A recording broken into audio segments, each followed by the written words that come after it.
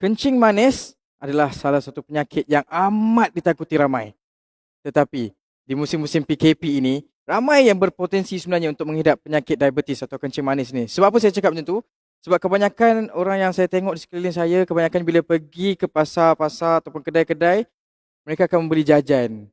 Kunyah jajan dekat rumah, masa sepanjang work from home dan sebagainya. Minum air manis kan, makan makanan yang tak berkhasiat dan sebagainya untuk hilangkan rasa kebosanan sepanjang PKP. Okey, cuma anda tahu tak kenapa penyakit kencing manis ini berbahaya dan terutamanya lebih berbahaya kepada golongan wanita yang sedang hamil atau mengandung. Okey. Untuk bercakap mengenai topik kencing manis ketika mengandung, malam ini Sinar Live mengalu-alukan kedatangan Dr. Sai Suda selaku pakar perbidanan dan sakit puan Hospital Pantai Ampang. Hai Dr. Suda. Hai Hazwan, apa khabar? Khabar baik Dr. Suda. Baik. Dr. Suda, siaran langsung malam ini kita fokus khas berkenaan dengan kencing manis ketika mengandung. Betul. Ya. Dan saya kira di minit-minit awal ni Dr. Suda, Dr. Sai Suda, Mhm. boleh tak doktor terangkan kepada pelayan-pelayan sinar harian yang sedang menonton di kaca phone mereka sekarang ni, apakah itu kencing manis ketika mengandung ataupun sepaham saya bahasa saintifiknya gestational diabetes mellitus atau GDM. Ya, betul.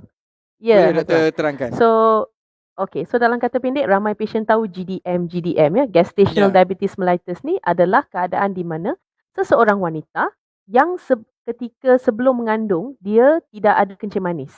Okey, tetapi sewaktu mengandung, dia didiagnosa dengan kencing manis selepas membuat ujian yang kita panggil modified oral glucose tolerance test ataupun senang kata minum air gula. Ya, ramai wanita yang hamil dia tahu ujian minum air gula dan lepas buat ujian tu didapati seseorang itu ada kencing manis. Maka itu dipanggil kencing manis sewaktu kehamilan ataupun gestational diabetes mellitus. Okey. Baik doktor.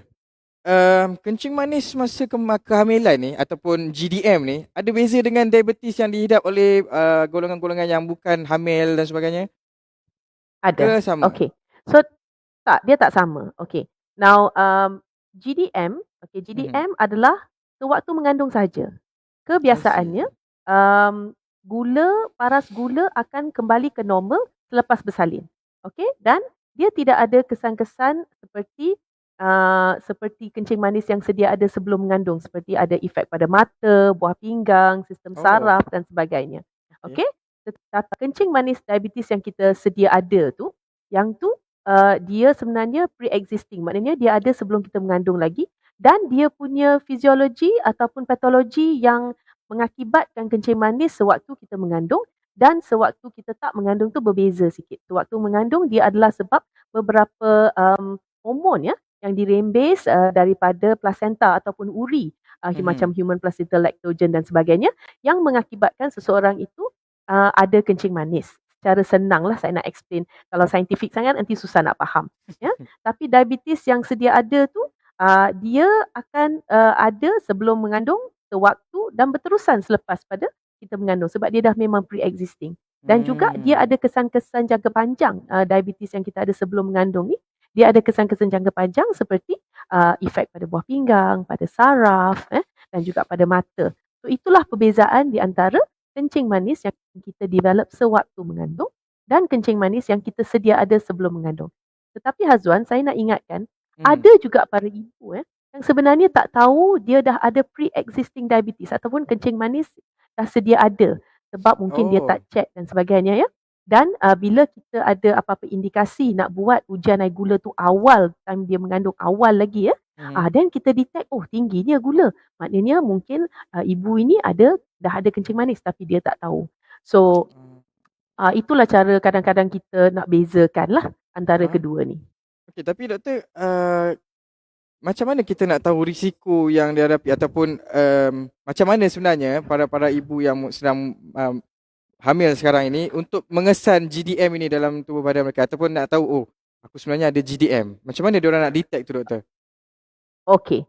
So kita akan melakukan ujian minum air gula ni berdasarkan faktor-faktor risiko, beberapa faktor risiko yang ada pada ibu ya. Sebenarnya ada banyak Azwan faktor risiko ya. So antara kalau saya nak bagi tahu semua memang lama. So antara yang kita biasa tengok ya, kalau ibu itu obes ya, BMI tinggi ataupun dia ada sejarah kencing manis dalam keluarga, ibu, bapa ataupun adik-beradik dia ada kencing manis ya.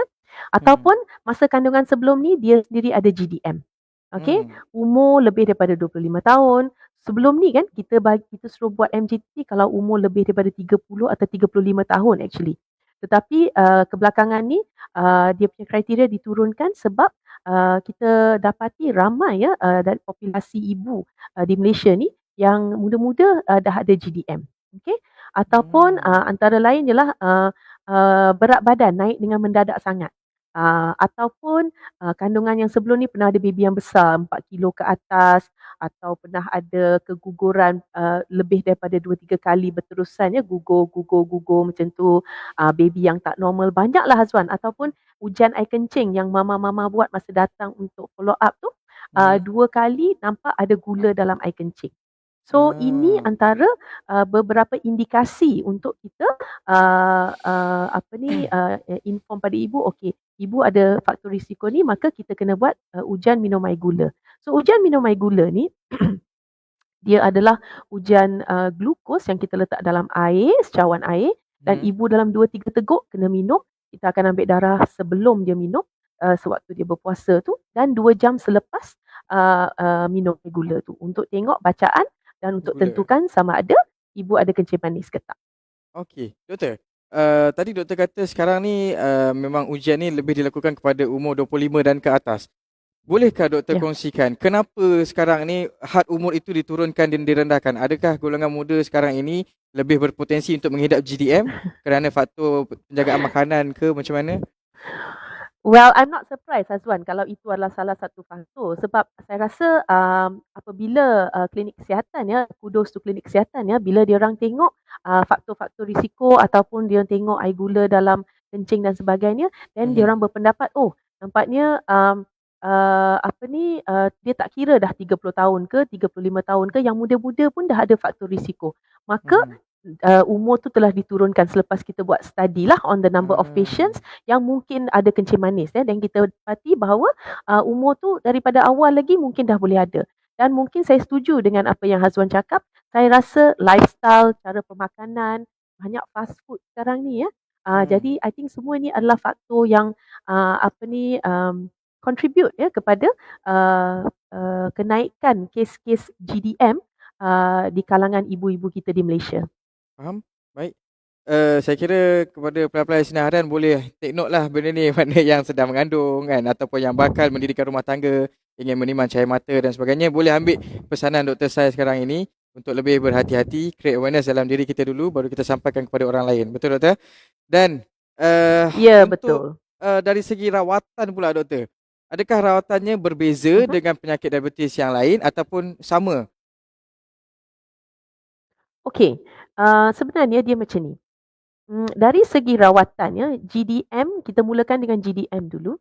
So GDM kita boleh first kita start dengan diet modification ataupun control diet, di mana ibu-ibu akan dirujuk kepada pegawai pemakanan di mana dia akan diajar macam mana nak kurangkan portion karbohidrat dan banyakkan protein dan juga serat ya. Dan selepas kita monitor, kita kena buat apa kita panggil blood sugar profile ya, yang cek darah 4 kali sehari ya. Pagi, lepas tu lepas lunch, lepas dinner dan sebelum tidur malam ya. So kita kena cek dan tengok sama ada dengan modify atau betulkan diet tu sama ada gula tu kontrol ke tak. Andai kata gula tu tak kontrol, maka kita terpaksa mulakan ubat untuk ibu mengandung. Dan dalam banyak-banyak ubat yang digunakan untuk kencing manis, cuma insulin buat masa ni, insulin dan metformin, ubat makan metformin, ubat insulin tu ubat cucuk adalah selamat untuk digunakan sewaktu mengandung. Maka kita akan tengok bacaan-bacaan paras gula dan tentukan treatment yang mana terbaik untuk ibu mengandung. Jadi kalau katakan seseorang dah memang ada kencing manis sebelum mengandung lagi, ya, dia mungkin sedang menggunakan atau mengambil ubat yang tidak sesuai apabila mengandung, maka kita terpaksa tukar ubat kepada metformin ataupun kita terpaksa start insulin. So semua ni Hazwan bergantung kepada paras gula ibu apabila kita monitor. Untuk kita buat satu keputusan apakah ubat yang terbaik. Kalau cucuk insulin tu sampai 4 kali sehari ya. Kadang-kadang 3 kali sehari kita kena cucuk, ada sampai 4 kali sehari kita kena cucuk insulin. So ya. Baik doktor. Kita tahu wanita hamil ni dia agak sensitif when it comes to diet. Dia orang kena jaga pemakanan seeloknya kan untuk tidak beri kesan kepada kandungan dan sebagainya. Dan untuk pesakit yang mempunyai GDM ini, adakah sistem diet yang khusus yang telah ditetapkan untuk mereka yang boleh untuk kita elakkan at the same time kesan kepada kandungan itu? Mungkin doktor boleh kongsi? Okay. So macam saya kata Hazwan, bila kita nak ubah diet kita ya, kita jangan buat sesuatu yang terlalu drastik ya. Sebab kalau sesuatu yang terlalu drastik dan kita tak boleh maintain. Kita kena maintain ni dalam 6 hingga 8 bulan diet kita ni. Jadi kebiasaannya pegawai pemakanan akan bagi kita satu macam diet plan ataupun dia akan bagi tahu okey portion untuk karbohidrat berapa. Maknanya kalau nasi kita kena ambil berapa secawan ke, separuh cawan ke. Protein tu berapa banyak, maknanya dari segi ayam, ikan dan sebagainya, dan juga sayur-sayuran, benda-benda yang berserat tinggi.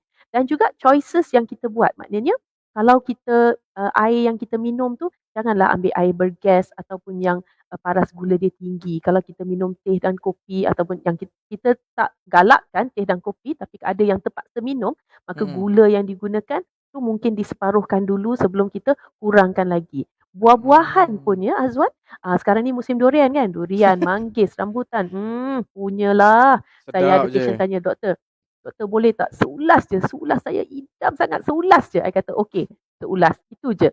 Sebab dia manis, so tahap gula dalam pemakanan tu sangat-sangat tinggi.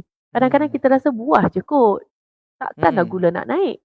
Dia cuba makan seulas je, lepas tu check gula, lepas sejam 2 jam, tengok berapa tinggi gula tu. So, dari segi diet ni, dia variable, bergantung kepada apa yang kita makan daily. Sebab kita punya diet based on ethnicity pun lain. Tapi yang standard nasi ataupun noodles. So yang tu kita kena portionkan, kurangkan portion sebab yang tu semua karbohidrat. Kadang-kadang kita rasa, okey lah doktor suruh diet, saya tak makan nasi, saya makan mi, bihun. Sama je. Kan? So sebab tu ada pegawai pemakanan ni untuk bagi tahu kita apakah makanan yang ada karbohidrat, apakah makanan yang tinggi gula, apakah makanan yang kita perlu elakkan. So berdasarkan kepada apa pakar pemakanan bagi tahu, dia akan cater untuk satu pesakit ke satu pesakit. Sebab banyak faktor kita perlu tengok, obesiti ke tak dan sebagainya. Kencing manis, darah tinggi ke tak. Kadang-kadang dia dapat kencing manis dan darah tinggi atau dia obes. So banyak benda yang kita perlu pertimbangkan sebelum kita plan apa diet untuk dia. Berkait lah semua-semua ni, ada berangkai. Ya, semuanya berkait. Ya, Okey, doktor, tadi doktor cakap kalau diet ni contohlah, let's say kalau macam ibu mengandung tu nak makan durian sebab teringin sangat katanya mengidam nak makan durian, seulas je doktor. Tapi sekiranya dia terlanggar diet tu, dia terlebih makan, bukan seulas tapi termakan sebiji doktor. Apa antara kesan yang bakal dihadapi ibu mengandung ni tadi? Okey. Kalau kita one off termakan banyak sangat, dia tak adalah terus impact yang teruk sangat kepada kandungan ya. Masalahnya kalau paras gula kita berterusan tinggi, tak kontrol ya. Ada juga ibu-ibu yang sebelum time nak ambil BSP ya. BSP ni blood sugar profile yang buat 4 kali sehari ya. Bila ada temu janji dengan doktor, biasanya doktor kata, okey, sehari sebelum temu janji kena buat BSP. Then diorang akan diet, jaga makan dan sebagainya supaya BSP tu nampak comel, cantik aja. Oh doktor kata, oh comel BSP dia, okay. Tapi apa yang kita tengokkan adalah kontrol jangka panjang, bukan sehari. Kita kena tengok BSP on the overall, macam mana, optimize ke tak. Sebab kita boleh tengok walaupun kita cuba takekan BSP tu, efek pada baby tu boleh nampak. Efek pada kandungan tu kita boleh nampak kadang-kadang dan kita boleh tahu sama ada kontrol ke, betul-betul kontrol ke, kontrol setakat untuk bagi nampak comel bacaan tu. So, jadi kalau you nak tanya untuk jawab soalan you, kalau one off kita ambil beberapa ulas tu, dia tak adalah impact terus kepada baby. Tetapi kalau selama ni memang sugar kita tak well control dan kita tambah lagi dengan gula banyak ni, memang memudaratkanlah pada baby. Faham. Doktor, kalau kita tengok dekat komen di Facebook Sinar Harian sekarang ni, di siaran langsung punya ruangan, ada seorang pelayan kita bernama Akmal Ayub. Dia bertanyakan, adakah lepas bersalin nanti GDM tu akan berterusan, doktor? Mungkin doktor boleh cerahkan. Okey. Kebiasaannya dia tidak berterusan. So kebiasaannya lepas kita bersalin, ya, memang kita akan cek gula dulu sebelum ibu balik untuk tengok gula tu okey ke tak. Dan selepas 6 minggu kita berpantang, selepas 6 minggu, ujian minum air gula tu akan diulangi. Patut diulangi dan perlu diulangi. Untuk kita tengok sama ada kencing manis tu masih ada ke tak ada. Kebiasaannya tak ada. Tetapi saya nak ingatkan kepada ibu-ibu di luar sana, kalau kita ada kencing manis sewaktu mengandung, maka risiko untuk kita dapat kencing manis dalam jangka panjang adalah tinggi sikit berbanding dengan mereka yang tak ada kencing manis sewaktu mengandung. Okey. So jadi jawapannya adalah kebiasaannya tidak, kencing manis tu akan tak ada selepas uri keluar, selepas salin, tetapi ujian MOGTT atau minum air gula perlu dilakukan untuk bagi confirmation kat kita selepas kita bersalin nanti, lepas 6 minggu. Okey, doktor. Ada satu lagi soalan. Saya tak pandai bab ni. So, saya tanya kepada doktor. Ada seorang pelayan kita, namanya Ain Akmal. Dia kata, kalau metformin dengan insulin, mana lagi bagus dan tak ada side effect? Okey. Actually, Ain, untuk menjawab soalan you, dua-dua ubat ni sebenarnya dia tak ada fetal punya side effect, ya. Sebab tu dia digunakan sewaktu mengandung. Kalau tidak, kita tak akan guna. Dan choice untuk guna metformin atau insulin adalah berdasarkan kepada bacaan paras gula seseorang ibu itu. So bila kita tengok bacaan, then baru kita boleh decide sama ada ubat makan cukup ataupun ini ubat makan tak jalan ni, ini kena insulin terus. So itu semua bergantung kepada paras gula.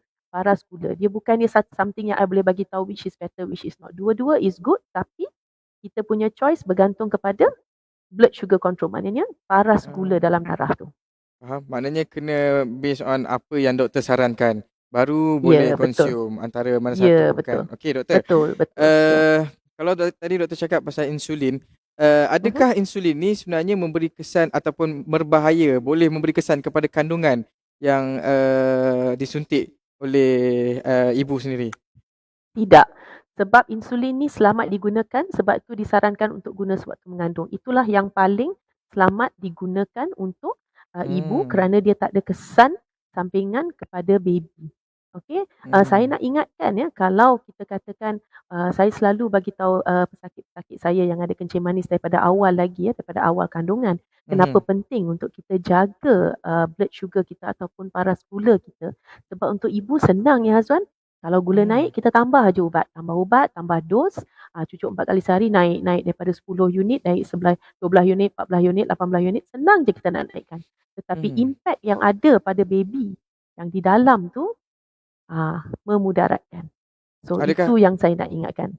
Maksudnya bayi yang ada dalam kandungan tu berpotensi untuk mengidap diabetes selepas dilahirkan atau macam mana? Tidak. Dia ada komplikasi lain yang boleh berlaku kepada baby. Okey, bagi saya terangkan apakah komplikasi-komplikasi yang boleh berlaku kepada seseorang ibu yang ada kencing manis sewaktu mengandung. Tak kira dia kencing manis yang sedia ada ataupun kencing manis GDM. Kebiasaannya GDM kita akan detect later on ya. So bagi mereka yang ada kencing manis, seadanya dah memang ada kencing manis ya. So risiko pada trimester pertama, 3 bulan pertama adalah risiko keguguran. Ya, risiko keguguran.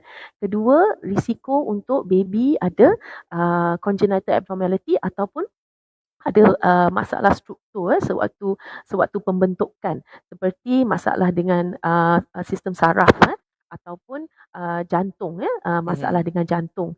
Ya, selain daripada tu seseorang ibu tu bukan ibu, bayi boleh ada jadi besar ya, sebab bila gula tinggi maka kita panggil fetal hyperglycemia, paras gula tinggi pada baby juga, dan insulin baby juga tinggi, boleh akibatkan baby tu jadi besar atau kita panggil macrosomia. Sebab tu kadang-kadang boleh keluar sampai 4 kilo, 5 kilo. Baby yang paling besar saya pernah Caesar keluarkan adalah 5.6 ke 5.7 kilo keluar memang nampak macam sumo wrestler baby tu. Besar. nampak comel, nampak besar, tapi boleh ada banyak masalah dengan baby-baby yang besar macam ni ya. Mhm. Kemudian sorry Azwan, sorry. One second ya, saya Sure, ada sure. Tak call apa. daripada kecemasan. Tak apa doktor. Okey. Sambil-sambil tu kita nak tengok kepada player-player kita di Facebook Sinar Harian. Saya rasa ada antara soalan-soalan yang terlepas ataupun memang saya dah jawab, saya dah tanyakan kepada doktor. Okey, saya rasa semua okey. Saya dah sampaikan soalan anda kepada doktor. Tapi ingat kepada anda semua yang sedang menyaksikan Sinar Live ini secara langsung, sekiranya ada soalan anda boleh ajukan kepada kami, dan sekiranya anda sedang hamil ataupun sedang mengandung ataupun ada kenalan-kenalan anda yang sedang mengandung, sampaikan pesanan apa yang Dr. Sai sampaikan kepada kita tadi. Ingat, jaga pemakanan, jaga diet, jangan ambil makanan berlebihan dalam sepanjang proses mengandung ini. Jaga kadar gula, bacaan gula perlu dimonitor dan sebagainya. Dan itu dia. Ada satu lagi soalan. Ain Okay Hazwan, Akmal. I'm back on. Sorry. Okey, doktor. Okay, yes. Ada Ain Boleh Akmal. boleh saya habiskan dengan Boleh. Sila. Okay, alright. So satu kan saya kata baby besar kan? Okay. So selain daripada tu, bila paras gula tinggi dalam darah baby, dia akan keluarkan air kencing yang banyak. So air ketuban yang ada di dalam kantung tu ya adalah sebenarnya selepas seketika adalah sebenarnya air kencing baby. So maka bila baby kencing banyak, kita panggil keadaan itu sebagai polyhydramnios, banyak air kat dalam tu.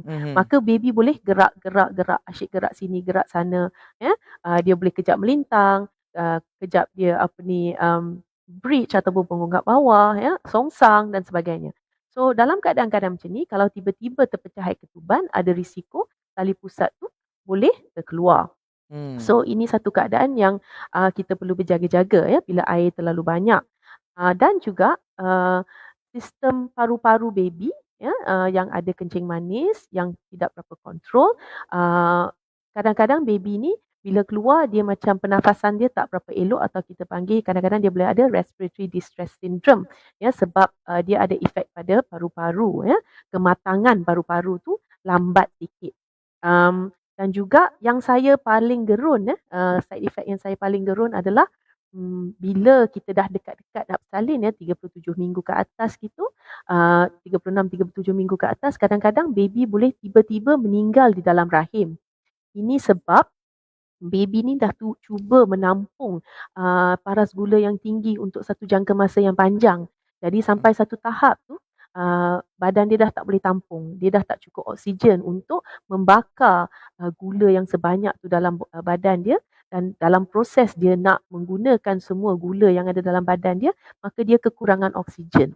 Jadi dia boleh tiba-tiba meninggal dalam rahim. Pernah je kita tengok pagi ibu dah pergi ke klinik, jumpa doktor, scan apa semua normal. Next day baby dah meninggal. Okay? Dan selepas bersalin pula, kalau paras gula tu tinggi, so ibu katakan ibu ni ada insulin, okay? Dan insulin dia dos yang tinggi. Okay, so baby yang ada kat dalam ni dia dah biasa dengan gula yang tinggi yang dah sampai dekat body dia daripada mak kan. Lepas bersalin, tiba-tiba supply tu dah tak ada. Supply insulin tu dah tak ada. Supply glucose tu tak ada. So baby tu tiba-tiba jadi hypo pula. Itu risiko kalau paras gula kita tinggi, sebab dia dah biasa dengan paras gula tinggi tu kan, tiba-tiba dia keluar dia tak ada supply. So dia jadi hypo. So ini adalah antara beberapa masalah yang boleh timbul ya apabila kita mengandung dan kita ada kencing manis. Itulah sebabnya kita selalu sarankan untuk kontrol gula tu sebaik yang mungkin. Doktor, di minit-minit akhir ni doktor, pesanan doktor bagi semua ibu-ibu yang sedang mengandung atau yang sedang plan untuk mengada cahaya mata. Silakan doktor. Okay. Right. Kepada semua ibu di luar sana, jika ibu-ibu ada masalah kesihatan apa-apa seperti kencing manis, darah tinggi, asma, sawan dan sebagainya, make sure keadaan-keadaan itu kontrol dengan sebaiknya dan discuss dengan pakar sebelum kita plan untuk mengandung. Bagi ibu-ibu yang plan nak mengandung, tak ada masalah apa-apa, okay, don't be scared. Jangan bimbang sangat pasal semua masalah-masalah yang mungkin berlaku. itu adalah sesuatu yang di luar kawalan. Yang kita boleh kawal adalah lifestyle kita, bermaksud diet yang kita praktikkan, dan juga kita perlu exercise supaya kita sentiasa sihat. Kerana seorang ibu yang sihat akan make sure akan ada baby yang sihat. So itu yang penting. Dan jika ada masalah ataupun ada apa-apa masalah perubatan, just ikut saranan doktor, kena rajin follow up and everything should be okay. Okey. Terima kasih doktor. Saya kira itu satu perkongsian yang sangat jelas, yang sangat padat dengan info-info yang sangat berguna terutama kepada semua ibu-ibu mengandung yang sedang menyaksikan Sinar Live pada malam ini. Terima kasih banyak-banyak Dr. Saifuddin. Semoga dipermudahkan urusan dalam menguruskan Thank you, segala Hazwan. hal yang doktor lakukan sekarang ini. Dan kepada anda semua, pelayan-pelayan Sinar Harian, terima kasih kepada anda semua yang setia bersama kami dari awal tadi sampai ke hujung hari ini. Dan juga kepada anda semua yang ada kenalan ataupun anda sendiri sedang mengandung, ingatlah pesanan Dr. Sai tadi, jagalah pemakanan, kurangkan makanan yang manis secara berlebihan, jaga diet anda, ingat kesihatan anda efek dengan kesihatan bayi anda juga. Baik, saya kira itu saja untuk Sinar Live pada malam ini, dan kepada anda semua jangan lupa untuk stay tune bersama kami. Bermula jam 5 pagi nanti, 31 Julai, Sinar Harian akan bersiaran selama 15 jam tanpa henti sempena sambutan ulang tahun Sinar Harian ke-15. Nantikan segala intisari yang menarik hanya di Sinar Harian. Saya Azam Mota, Assalamualaikum dan salam hormat.